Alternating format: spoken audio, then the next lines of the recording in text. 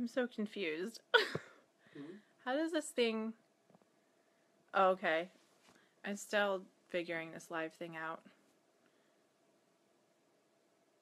I'm so confused right now. Okay, so anyway, so sorry everybody. I am still learning this whole live feed thing out. I'm figuring it out, sorry. So if it's a little bit discombobulated, I apologize.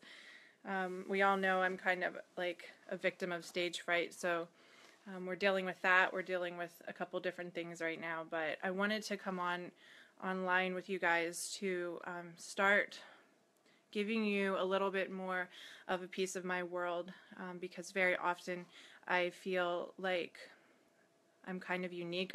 I've felt like this since I've been tiny, and it has served a lot of times in my life as a hindrance for me socially, where I keep myself held in rather than sharing myself, which I need to be doing more of. So I think that some of the things that I experience on a personal level could be conducive if we utilize the energy and essence of what they are. So that's why I'm coming out with this very interesting story that I have to share with you guys.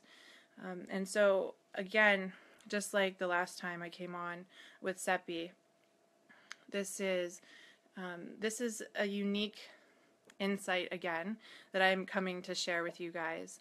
And because this is psychic insight, and also because I'm just starting to learn and figure out what all of this is to me as well. This psychic stuff that happens to me, this channeling that happens to me, is very, very rarely induced by my own efforts. It just comes to me. And so there's kind of like a big question mark as to what it is to myself, as much as maybe you all can help me figure it out. So the thing that I feel is happening here with me since especially the past 2 years, but becoming more and more frequent anymore, is I think that I'm being shown psychic insights or truths in the form of stories sometimes, just like indigenous tribes, like Native American tribes. They had like storytellers and shamans and such, and the storytellers would share truths, non-fiction truths, in the form of memorable stories, so that the people could have it sink in to a deeper level than just trying to remember facts, for instance. And we all know the power of a parable, and we know that Jesus often talked in parables, and so I think that that's what we have going on with me a little bit, but I'm still figuring it out. So whatever we can come up with this story I'm about to share you guys, I'm totally open to help and interpretation. So here we go.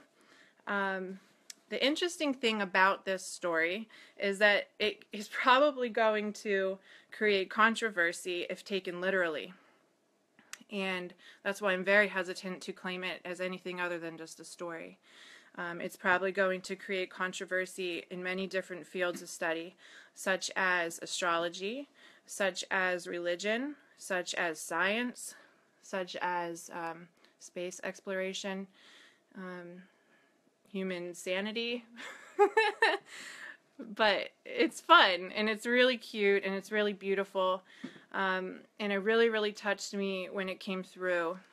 And the reason why I'm sharing all of these things that are kind of uncomfortable for me to go on screen and talk about with you all is because it's at a very odd point in history that we're living, and the essence of what we're going through is pretty challenging, and we can either go one way, which is hate and war and separation, or we can choose to go a different way with it. And I'm wondering if I'm given these things by whatever is showing me all of this stuff, so that I can help to drive it in the way of love and peace and unity, because that's what I'm going to use it for. So the thing about this story is there is some psychic prediction that is seemingly starting to happen, interestingly enough, can be verifiably checked and fact-checked. So you guys can do research after this and come up with whatever research you want and whatever cross-references you want to either debunk it or take it for fact and utilize it for your own growth purposes or your own whatever. You're welcome to use it however you want, because I don't really think it's mine. I think it's the universe's. So this is from July of 2015. Again, I was just kind of in a psychic trance of sorts, listening to music, which seems to be the best way to get me there.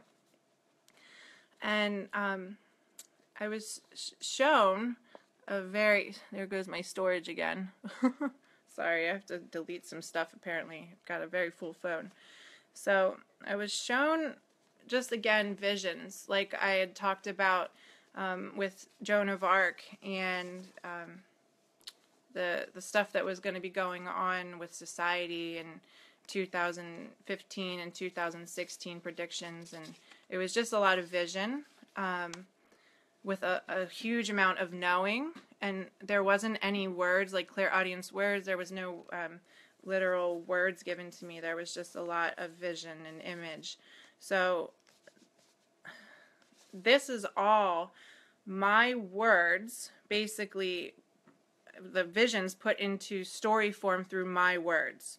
Okay, so this is my interpretation of the facts, so to speak, and visions that I was given through sentience, through knowing, and through sight. So I call this the greatest love story ever told, because essentially it feels like we're all kind of like looking for the greatest love, right? We're all feeling like that there's something from the moment that we're born, we're looking for some sort of other to complete us, right? And I think that it's interesting because what I was shown was that we're pretty much just acting out a love story on a smaller scale that is going on a huge cosmic scale. And it all comes back to love, and it all comes back to coming back to reunion rather than separation, which seems to be a story that we play out so many ways, right? Whether that be interpersonally or between religions and between countries. So here it goes, and then we can talk about it afterwards.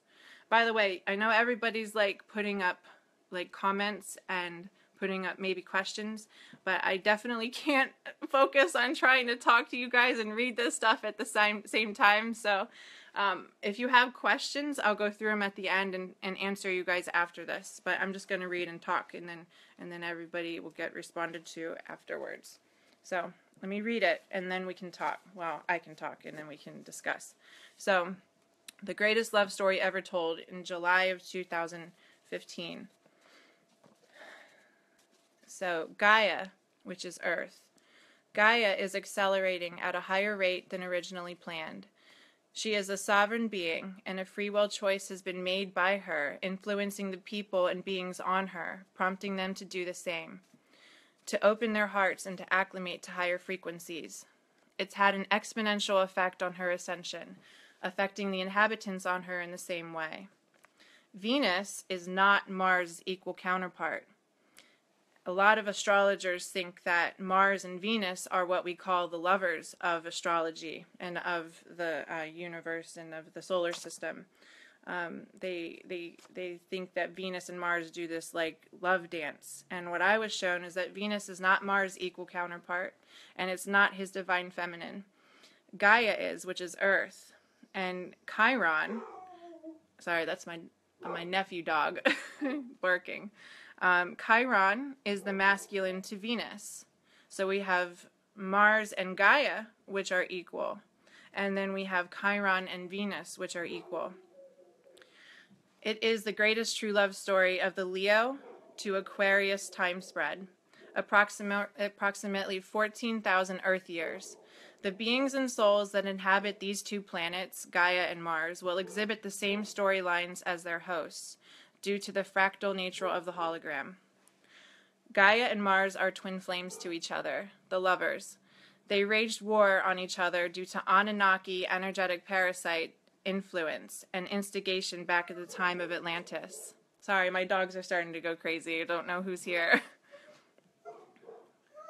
Link is starting to cry. We'll quiet him down. So they waged war on each other due to Anunnaki influence and instigation back at the time of Atlantis. That's when the rift occurred and created an illusion of separation between them. Without his female nurturing energy, Mars's heart slowed to near stopping point, and his molten core became hardened, resulting in energetic emaciation, leading to physical dormancy and aridity.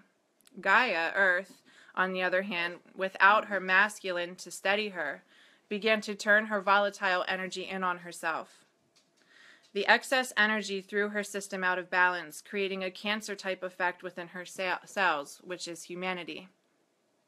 Since then, she has been on a subconscious path back to her masculine Mars, continuously trying to recreate that natural balance for herself, exhibited in cyclical attempts throughout her history to attain a state of unity through various civilization evolutions, the cells within her body. These past attempts at balance never achieved lasting success because she was ignorant of her need for her counterpart. Venus and Chiron have been helping Mars and Gaia to heal and come back to each other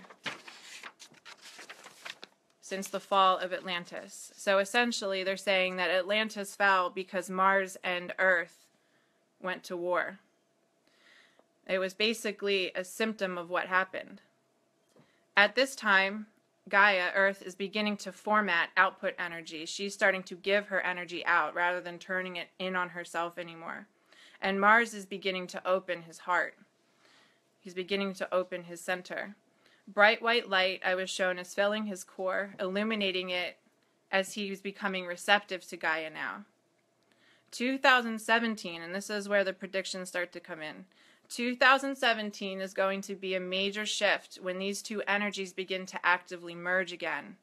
Massive changes for humanity will occur at this time, and revolution will no longer be a further idea, but very real and present reality.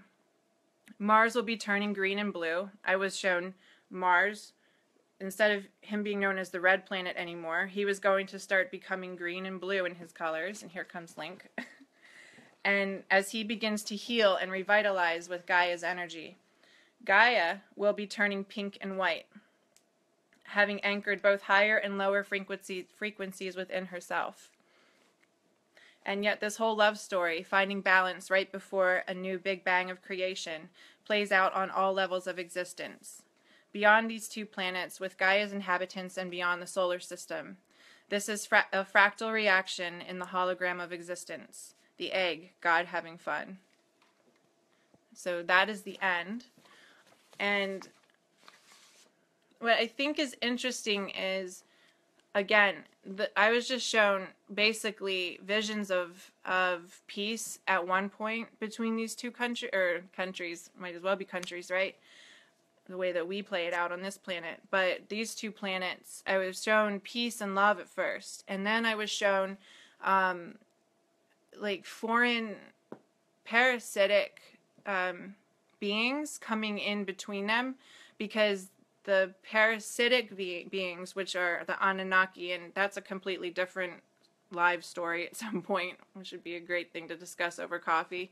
But an Anunnaki, which is basically a race that are needing to basically suck the life out of different planets that they visit in order to sustain themselves.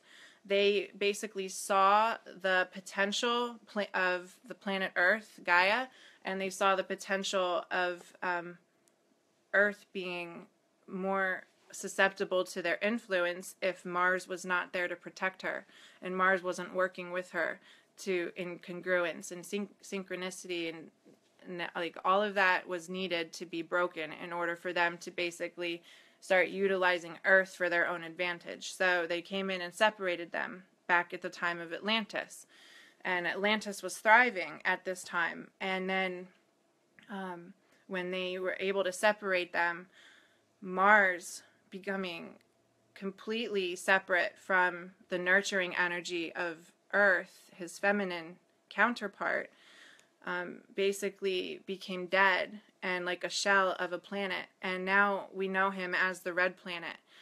When he used to have lots of thriving life on him, and apparently after this came through, my friend that I was with when we had this come through, he did a lot of research, and he found that Mars, I think, used to have life on him.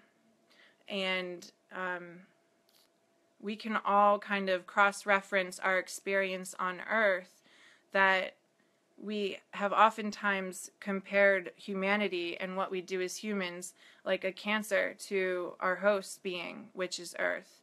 And interestingly enough, Earth has been found to have the same exact matching frequencies. The chakra system of Earth has the same chakras as a human does. So like the resonance of a human energy field is matched on Earth. So we, as her cells, for example, each human representing a cell, we match our human that we're on, so to speak. So you can do a lot of scientific research on the stuff that came through and see the interesting correlations between Mars and Earth, and how Earth is pretty much the same dimensions, I think, is what my friend told me. I think that Mars is the same dimension as Earth, and they match very closely in their size and in their dimensions. And I thought that was a very interesting correlation as well.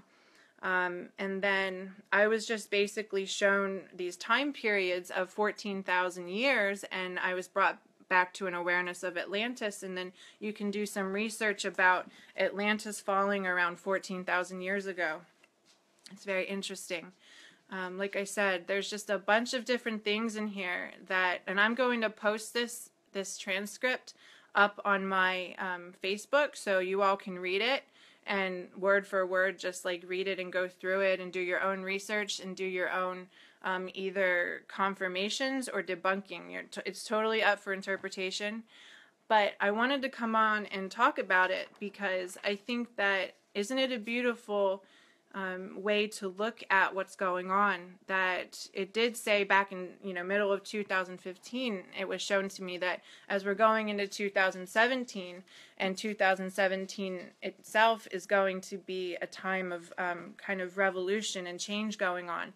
But what Link's ass is in my face, sorry guys. What I think is really interesting is that this was shown to me instead of a lot of hatred and a lot of war and separation. It was all because of love. It was all because two ancient lovers were coming back into full awareness of themselves and the love that they once had, and the symmetry that they once shared, and support and flow that they had, and how things were good and everything was at peace when it was like that. And now it took them 14,000 years of thinking that they were really against each other, and actually separated to find out that they loved each other so much, and that it was what they were looking for the whole time. And now, as the cells on Earth, which is each one of us, each human, is experiencing this energy shift back into balance, we are starting to see that 2015 and 2016 has been a lot of coming back into balance with our own interpersonal relationships, our masculine and feminine inside of ourselves, and our masculine and feminine interpersonally as well. So we are playing out, it seems, a balancing act that Mars and Gaia may be going through right now. Who's to say that they're not?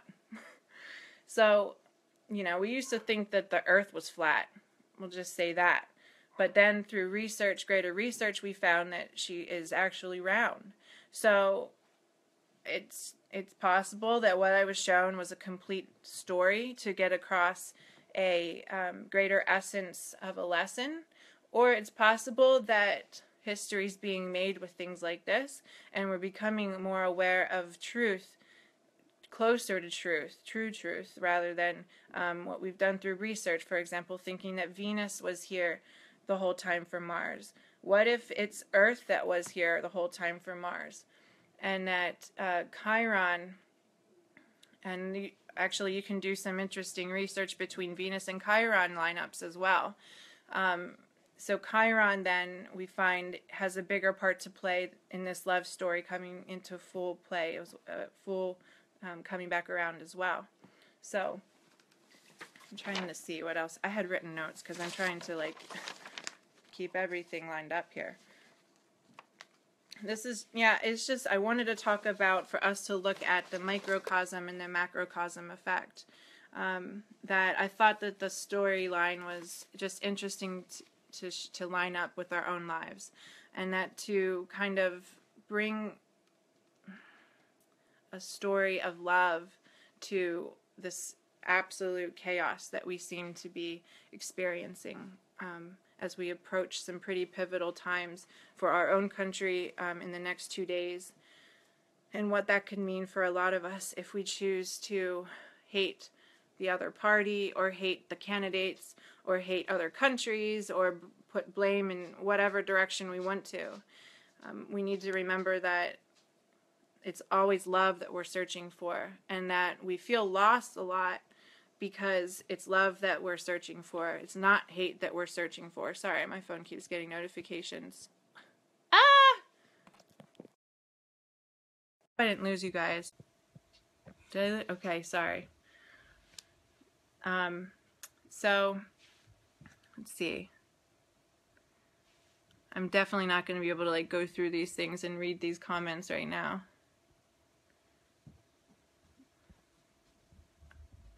I'm going to have to get better at doing this. It's always love, just like, yeah, Ricky Freeman says, it's always love that we are. It really is. And so I think it's just something to really reflect upon. I'm going to jump off here in a moment and post this so that you guys can read it again on your own on my timeline. And pick it apart, do your own comments, do your own research. Again, like not trying to piss off my astrologer friends out there. Maybe it's something, though, to look into more as we research astrology and, you know, the outer planets and whatnot. But always, always, always, like Ricky said, it always comes back to love. And so if we can remember that coming up here in the next couple days and months and weeks and years, I'm going like weird timelines with that. It's always love. Thanks, guys.